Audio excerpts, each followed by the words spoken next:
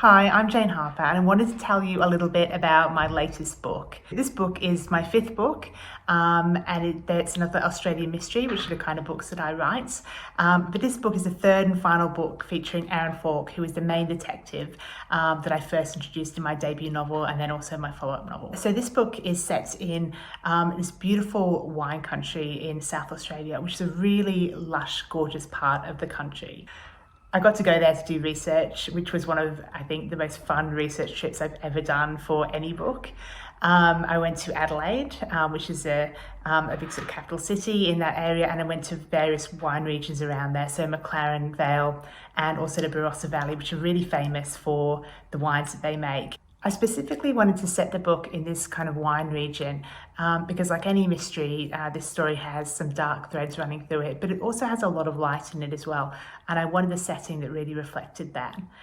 The main character, Aaron Falk, is a country boy at heart. He grew up in a country town which was, hit by weather problems and community issues. So he didn't have the best time in his small town, but at the same time it is a big part of who he is, and I wanted a setting that kind of let that side of him come out, but possibly in a more positive way.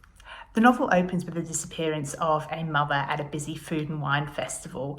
She is gone and disappeared into the crowd, but her baby is found safe and well, but alone in its pram, and the questions remain about what happened to her. The bulk of the novel takes place a year after her disappearance, when her friends and family are left wondering what has happened, and those questions still remain, and they're left asking themselves what maybe they could have done differently or what they didn't see that perhaps they should have done. The landscape plays a really important part in the book, as it does in all my novels. In this one, I really wanted to celebrate some specific aspects of that kind of South Australian territory. A lot of the English language covers have chosen to highlight certain aspects of that setting. So here we have one which really has focused on the reservoir. This is the place where the missing woman is thought to have last been seen and ultimately have drowned. Another real key aspect of the setting is the festival, which is something this region is really well known for. So the American cover has gone for that kind of fairground feel, and the Ferris wheel, which is also a key element in the story in terms of where the missing woman was last seen.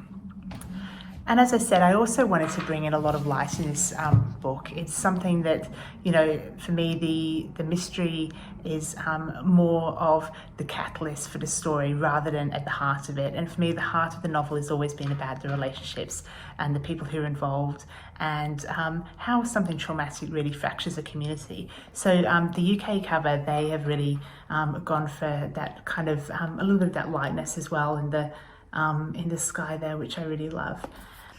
My process for writing this book was much like my others. I'm a big planner. I always plan the books for several months before I start writing even the first word, and this was no different.